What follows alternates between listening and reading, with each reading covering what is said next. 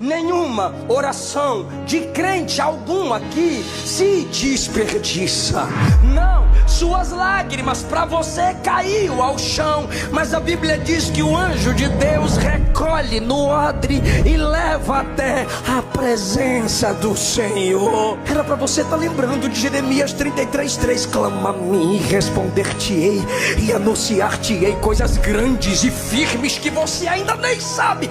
Era para você estar se alegrando com Isaías 55:6. Buscai ao Senhor enquanto se pode achar, invocai-o enquanto está perto. Eu vou insistir até alguns crentes tomar posse. Era para tu estar se alegrando com Mateus 21:22. Tudo que pedires em oração, crendo recebereis. Era para você estar feliz com Tiago 5. A oração de um justo pode muito em seus efeitos. É para você estar feliz.